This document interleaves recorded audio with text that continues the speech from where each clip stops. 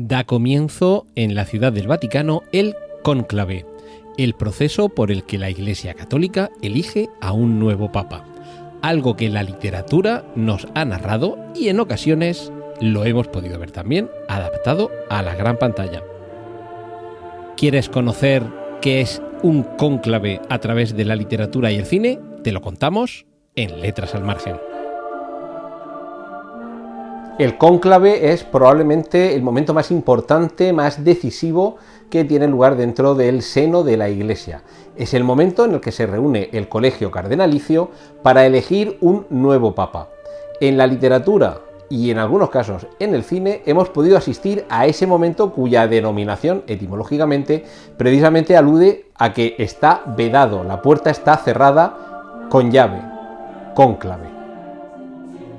Irving Stone es un novelista que algunos de sus trabajos han llegado al cine, como es el caso de La primera dama o El loco del pelo rojo, pero seguramente la más famosa de sus obras y la más famosa de las adaptaciones cinematográficas es la que nos muestra precisamente cómo se llevó a cabo esa magnífica obra que hoy decora los techos y las paredes de la Capilla Sixtina. Se trata de El tormento y el éxtasis. Carol Reed, director de películas como El tercer hombre, fue el encargado de llevar al cine El tormento y el éxtasis, película que adaptaba la novela del mismo título, en la que veíamos como el Papa, interpretado por Rex Harrison, encargaba a Miguel Ángel, interpretado por Charlton Heston, que acometiera el trabajo de pintar la Capilla Sixtina en parte, con lo cual veíamos a través de esta ficción cinematográfica el proceso, el making of del lugar donde hoy se reúne el colegio cardenalicio en el cónclave para elegir un nuevo papa.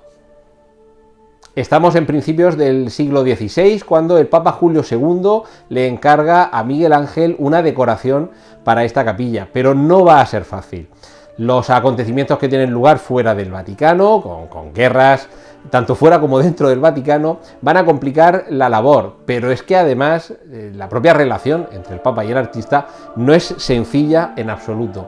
La novela nos cuenta cómo fue ese conflicto, evidentemente imaginando, exagerando y dramatizando la realidad, y en el cine lo que vimos además fue una compleja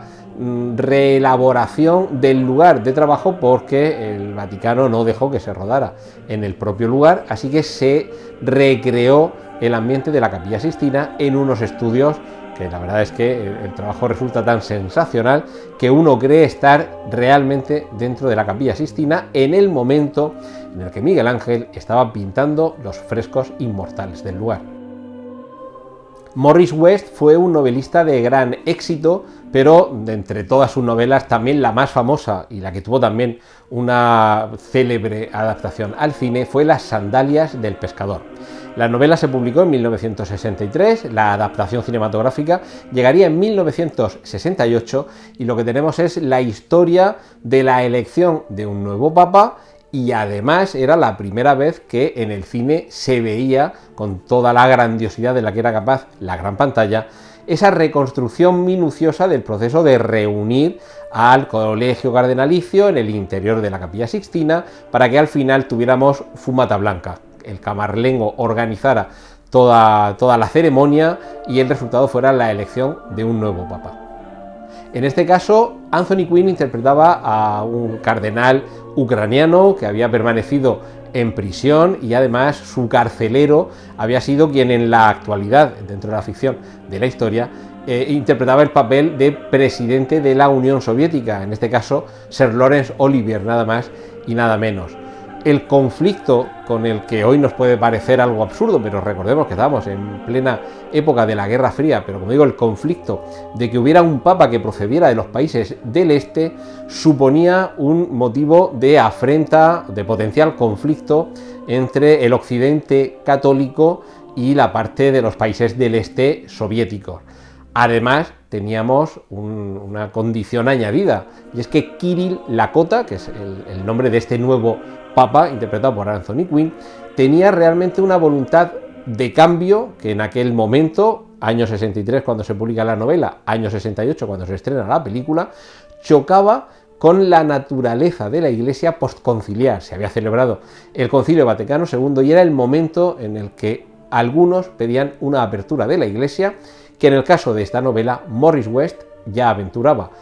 Posteriormente, algunos quisieron ver en la elección del Papa Juan Pablo II, Karol Wojtyła, polaco no ucraniano, pero procedente también de un país de la órbita de los países del este, una posible reedición de lo que sucedía en las Sandalias del Pescador. Spoiler, no fue así.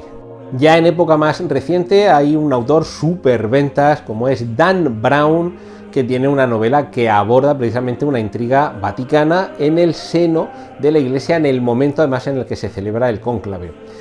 Se trata de Ángeles y Demonios, para mí por lo menos la mejor novela de toda esta saga, dedicada a Robert Langdon, este personaje que es capaz de descifrar cualquier tipo de simbología por oculta que sea, y que en este caso tendrá que ver cómo soluciona una conspiración que pone en jaque al Vaticano y que además, por añadir ejemplos